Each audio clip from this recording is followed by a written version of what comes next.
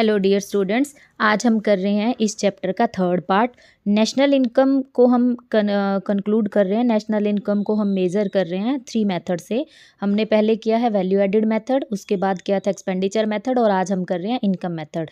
Income method का जो income method है बेटा, इसका दूसरा नाम है डिस्ट्रीब्यूशन मेथड। ठीक है, इसको डिस्ट्रीब्यूशन शेयर मेथड भी बोलते हैं, फैक्टर पेमेंट मेथड भी बोलते हैं। इस मेथड में क्या होता है, हम नेशनल इनकम का एस्टिमेशन करते हैं in terms of factor payment, जैसे कि compensation of employees, rent, interest, profit to owner, to factor of productions. इन सब को हम एक अकाउंटिंग ईयर में इनके जो भी इनको इनकम मिलता है, जो भी इनको रिटर्न मिलता है, उसका सबका सम करते हैं, एडिशन करते हैं और हम नेशनल इनकम को काउंट करते हैं। ठीक है, फैक्टर इनकम एक वर्ड यूज़ होगा इसमें बार बार कि नेशनल इनकम क्या होता है, जितने भी फैक्टर्स हैं उनको उनकी इनकम मिलती है। तो बेटा फैक्टर इनकम क्या होती है? A factor income refer to income earned by a person as a reward for rendering in his factor services। ठीक है, जो फैक्टर हैं वो अपनी सर्विसेज देने के बदले में जो कुछ भी रिसीव करते हैं उसको बोलते हैं फैक्टर इनकम। ठीक है, ये मेथड है, उसको हम डिस्ट्रीब्यूशन साइड मेथड भी बोलते हैं, फैक्टर इनकम मेथड और फैक्टर शेयर मेथड भी इसको हम बोलते हैं।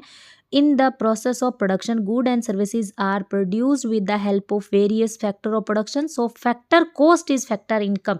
अगर मैं लैंड लूँगी, लैंड के बदले मुझे रेंट पे करना पड़ेगा, वो लैंड की इनकम है, वो लैंड की क्या है, मेरी फैक्टर कॉस्ट होगी और जो भी रिसीवर होगा उसकी वो इनकम होगी। मैं लेबर का यूज़ करती हूँ, मुझे उसको वेज पे करना है, मेरी वो फैक्टर कॉस्ट होगी और सामने वाला जो रिसीव कर रहा है उसकी वो वेज होगी, वो इनकम होगी। ठीक है, under this method the national income is calculated by adding up all the income. जो भी इनकम उन्होंने अकाउंटिंग ईयर में अर्न किया है उस सब को हमें ऐड करना होगा। ठीक है, it refer to the amount paid to employees by employer for rendering productive services. Factor income का मतलब होता है एम्प्लॉयर है वो अपने एम्प्लॉयज़ को जो सर्विसेज उन्होंने उस कंपनी में या उस इंस्टीट्यूशन में, ऑर्गेनाइजेशन में काम करने में जो सर्विसेज दी है, उसके बदले में जो एम्प्लॉयर उनको पे करता है अपने एम्प्लॉयज़ को, वो होती है फैक्टर इनकम। एम्प्लॉयर की वो होती है फैक्टर कॉस्ट, एम्प्लॉयज़ की वो होती है फैक्टर इनकम। तो हमें नेशनल इनकम काउंट करनी है इनकम मेथड से, तो इसके हमें 3 स्टेप हैं बेटा। फर्स्ट स्टेप है compensation of employees. Compensation of employees के अंदर हम कुछ चीज़ें हैं जिनको हम ऐड करेंगे। वो फर्स्ट है wage and salary in cash. ठीक है, जो भी हम अपने एम्प्लॉयर को पे करते हैं salary as a reward for the work done during this period of an accounting year. एक अकाउंटिंग ईयर में जो भी एम्प्लॉयज़ ने काम किया है, जो भी रिवॉर्ड रिसीव किया है, हमने वो कैश में दिया है, तो उसको बोलते हैं wage and salary in cash. ये ऐड होगा नेशनल इनकम को काउंट करते टाइम। सेकंड है wage and salary in kind. It refer to the benefits in kind like rent free accommodation given to the employees by the employer। कहते हैं जो हम ये सैलरी एक ऐसी सैलरी होती है बेटा जो हम उनको डायरेक्ट कैश में पे नहीं कर रहे हैं, लेकिन उनको कुछ बेनिफिट दे रहे हैं, जैसे कि रेंट फ्री अकोमोडेशन दे दिया, यानी कि फ्री में घर दे दिया, या उनको फ्री में खाने पीने का अकोमोडेशन दे दिया, कि जो भी चीज़, जो भी बेनिफिट एम्प्लॉयज़ है वो अपने एम्प्लॉयर को दे रहा है फ्री में बेनिफिट्स, उसको बोलते हैं पेमेंट्स इन काइंड। उसके बाद है employers contribution to social security. It refer to such payments as provident fund contribution by the employers on the behalf of the employees. Employees है वो अपने एम्प्लॉयर को कुछ एक्स्ट्रा बेनिफिट्स देता है। ठीक है, सच पेमेंट जैसे कि कंट्रीब्यूशन करता है वो प्रोविडेंट फंड वगैरह में, तो उसको बोलते हैं बेटा एम्प्लॉयर्स का कंट्रीब्यूशन टू सोशल सिक्योरिटीज़, और ये नेशनल इनकम में ऐड होता है। नेक्स्ट है रिटायरमेंट पेंशन। पेंशन 2 टाइप की होती है। एक पेंशन होती है old age pension. Old age pension है वो नेशनल इनकम में काउंट नहीं होती है, लेकिन रिटायरमेंट पेंशन है वो नेशनल इनकम में काउंट होगी। क्योंकि देखो नेशनल इनकम का एक सीधा सा फॉर्मूला है, जो भी चीज़ आप सर्विसेज देते हो या आप काम करते हो उसके बदले में आपको रिसीव हुई, आपने 25 ईयर, आपने 30 ईयर कहीं पे सर्विसेज दी है, उसके बदले में आपको अगर कोई रिवार्ड मिल रहा है तो वो नेशनल इनकम में इंक्लूड होगा। ओल्ड एज पेंशन है वो एक तरीके का ट्रांसफ़र पेमेंट है। ट्रांसफ़र पेमेंट का मतलब होता है जिसके बदले में हमें कुछ भी नहीं देना पड़ता। देखो रिटायरमेंट पेंशन में हमने 25 साल काम किया था ना, उसके बदले में वो हमें मिल रही है, तो वो नेशनल इनकम में इंक्लूड होगा। लेकिन ओल्ड एज पेंशन में क्या होता है, वो ट्रांसफ़र पेमेंट है, हमने किसी भी तरीके का कोई भी कंट्रीब्यूशन गवर्नमेंट की एक्टिविटी में, इकोनॉमी को इंक्रीज़ करने में नहीं दिया है। गवर्नमेंट की तरफ से एक तरफ़ा यानी कि सिर्फ ट्रांसफ़र पेमेंट हो रही है, गवर्नमेंट वो हमें दे रही है, तो old age pension national income में काउंट नहीं होगा। लेकिन रिटायरमेंट पेंशन है वो नेशनल इनकम को काउंट करते टाइम हम लोग ऐड करेंगे। उसके बाद इसका सेकंड पार्ट आता है बेटा ऑपरेटिंग सरप्लस। हमने फर्स्ट पढ़ा compensation of employees. Compensation of employees के अंदर हम लोग क्या पढ़ते हैं, फर्स्ट पढ़ते हैं wage and salary in cash, फिर पढ़ते हैं पेमेंट इन काइंड्स, फिर हम पढ़ते हैं employers contribution to social securities, फिर हम पढ़ते हैं पेंशन ऑन रिटायरमेंट। आपको एग्जामिनर क्वेश्चन में या तो ये देगा, ये चारों को अलग अलग पार्ट्स में देगा, या सिर्फ वो कंपनसेशन एम्प्लॉयज़ कहोगे तो ये चार ऑलरेडी उसके अंदर इंक्लूड है। अगर ये कंपनसेशन ऑफ एम्प्लॉयज़ नहीं गिवन होगा तो ये आपको 4 पार्ट गिवन होंगे। कौन कौन से बेटा, wage and salary in cash, payment in kinds, employers contribution to social securities, pension on retirement, ये 4 आपको मिलेंगे अलग से। इन चारों को जोड़ोगे तो आपको मिलेगा क्या, कंपनसेशन ऑफ एम्प्लॉयज़। उसके बाद है ऑपरेटिंग सरप्लस। एग्जामिनर पेपर में आपको डायरेक्ट दे सकता है ऑपरेटिंग सरप्लस, या वो ऑपरेटिंग सरप्लस के भी आगे फर्दर पार्ट्स हैं वो आपको देगा। ऑपरेटिंग सरप्लस मिलकर बनता है बेटा रेंट, रॉयल्टी। जब मैं रेंट के अंदर प्लस कर दूंगी रॉयल्टी, रॉयल्टी में मैं प्लस कर दूंगी इंटरेस्ट, इंटरेस्ट में मैं प्लस कर दूंगी प्रॉफिट, तो हमें मिलेगा ऑपरेटिंग सरप्लस। ऑपरेटिंग सरप्लस अकेला मिलता है तो इसके अंदर ये चारों होते हैं, कौन कौन सा, rent, royalty plus interest plus में प्रॉफिट। अगर ये ऐसे नहीं मिलता तो ऑपरेटिंग सरप्लस में क्या मिलेगा, रेंट गिवन होगा बेटा, रॉयल्टी गिवन होगी, इंटरेस्ट गिवन होगा, लेकिन प्रॉफिट के आगे फर्दर भी कुछ पार्ट होते हैं, जैसे रेंट एंड रॉयल्टी हो गया, इसको जोड़ देंगे, इंटरेस्ट हो गया, इसको जोड़ देंगे, प्रॉफिट हो गया, इसको जोड़ देंगे। अब प्रॉफिट कई बार प्रॉफिट को प्रॉफिट गिवन होता है, कई बार प्रॉफिट के भी आगे कुछ पार्ट्स होते हैं। प्रॉफिट के कुछ 3 कंपोनेंट हैं, वो देखिए कौन सा, कॉर्पोरेट टैक्स, आपको कॉर्पोरेट टैक्स मिलेगा, वो आपको नेशनल इनकम में इंक्लूड करना है। डिविडेंड मिलेगा, वो आपको इंक्लूड करना है। रिटेन्ड अर्निंग का मतलब होता है बेटा अनडिस्ट्रीब्यूटेड प्रॉफिट, या आपको क्या मिलेगा, अनडिस्ट्रीब्यूटेड प्रॉफिट। या तो आपको प्रॉफिट मिल गया, प्रॉफिट का मतलब है ये तीनों ऑलरेडी इसके अंदर इंक्लूड है, क्या क्या, डिविडेंड, कॉर्पोरेट टैक्स और अनडिस्ट्रीब्यूटेड प्रॉफिट। अगर ये तीनों दे रखे हैं, प्रॉफिट नहीं दे रखा, तो इन तीनों को हमें जोड़कर प्रॉफिट बनाना होगा, वो प्रॉफिट जो नेशनल इनकम में इंक्लूड होगा। और इनकम मेथड का थर्ड पार्ट है जो हम नेशनल इनकम में इंक्लूड करते हैं, वो है mixed income. It is the income generated by self employed person and unincorporated enterprises.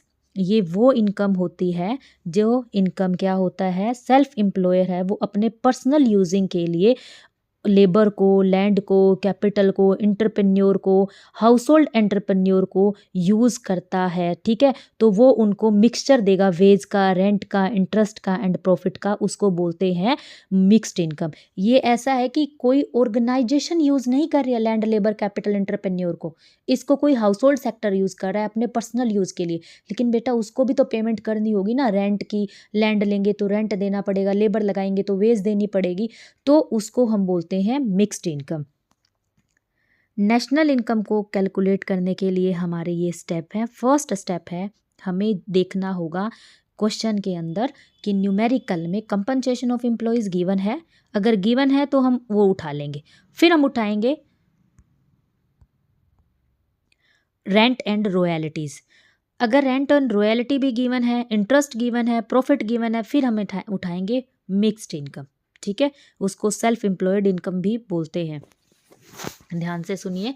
सबसे पहले हम देखेंगे कंपनसेशन ऑफ एम्प्लॉयज़। ये गिवन नहीं होगा तो हम देखेंगे इसके 3 parts, wage and salary in cash, wage and salary in kind, employers contribution to social securities, plus हम क्या करेंगे, रेंट एंड रॉयल्टी को ऐड करेंगे, प्लस हम इंटरेस्ट को ऐड करेंगे, प्लस हम प्रॉफिट को ऐड करेंगे। प्रॉफिट नहीं होगा तो कॉरपोरेट टैक्स को ऐड करेंगे, डिविडेंड्स को ऐड करेंगे, रिटेन्ड अर्निंग या कॉरपोरेट सेविंग है उसको हम लोग ऐड करेंगे। इन सब को ऐड करके हमारा क्या बन जाता है, ऑपरेटिंग सरप्लस, प्लस हम जोड़ेंगे मिक्स्ड इनकम को।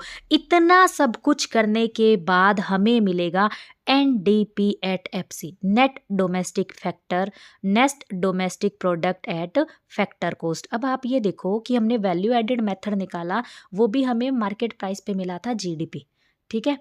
फिर हमने निकाला था एक्सपेंडिचर मेथड से नेशनल इनकम, वो भी हमें मार्केट प्राइस पे मिला था GDP। लेकिन फैक्टर इनकम के मेथड में हमें डायरेक्ट क्या मिल जाएगा, NDP एट FC।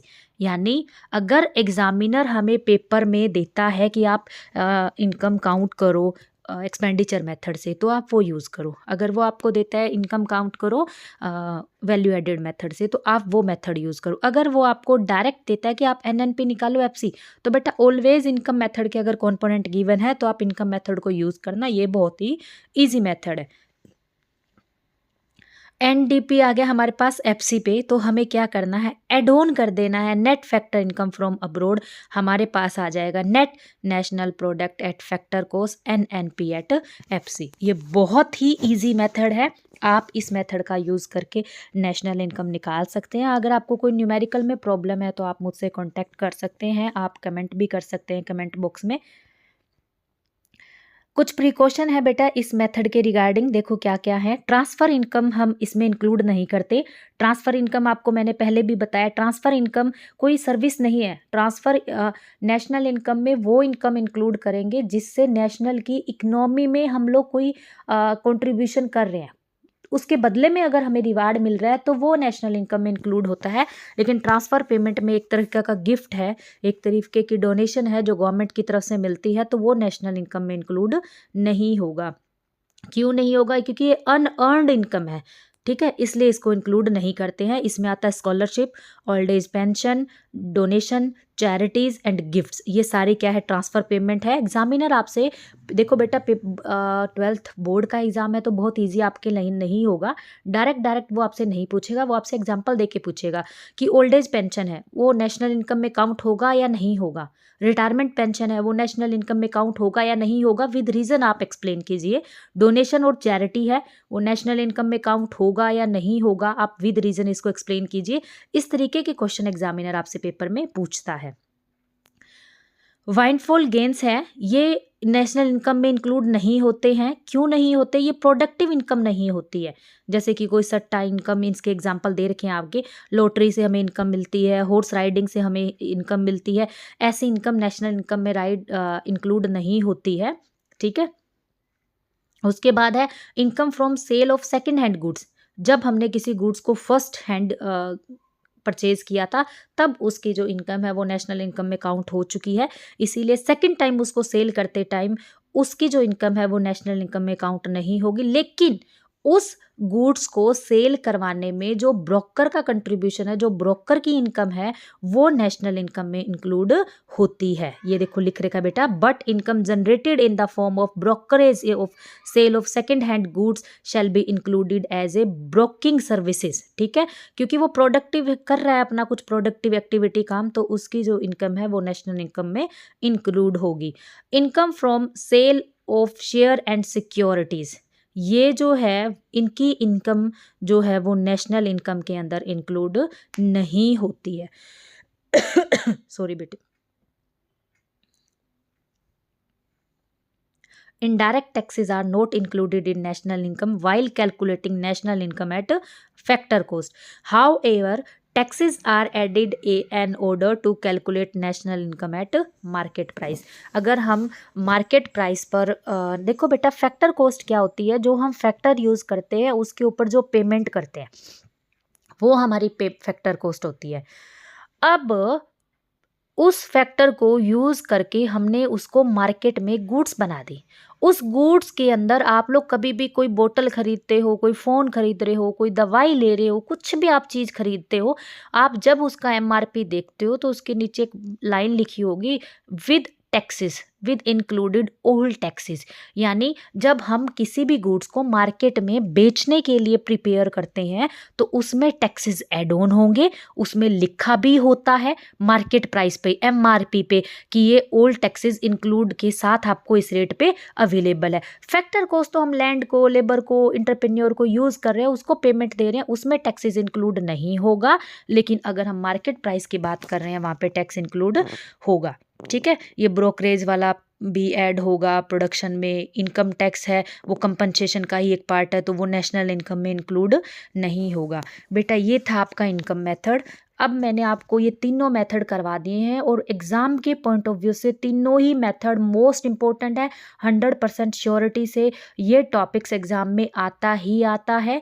आपको इस टॉपिक से रिलेटेड कोई भी क्वेरीज है, आप मुझे कमेंट सेक्शन में जाके कमेंट कर सकते हैं, मुझे बता सकते हैं। आपको ये वीडियो अच्छा लगा तो इसे लाइक करें, मेरे चैनल को सब्सक्राइब करें और वीडियो को ज़्यादा से ज़्यादा शेयर करें।